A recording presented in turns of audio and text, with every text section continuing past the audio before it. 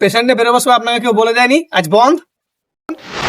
রাস্তায় কয়েকজন বলেছিল, রাস্তায় বলেছিল তো, এখানে কি করতে এসছেন? তাদের রাস্তায় ফেলে পেঁদিয়েছি।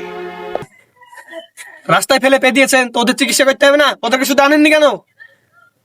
এখানেও একজন বলেছিল। এখানে একজন বলেছিল তো এখনো কি করছেন? বাড়ি চলে যান। ততক্ষণ আমি জায়গাটা দেখে নিই, আপনাদের সাঁটাবো।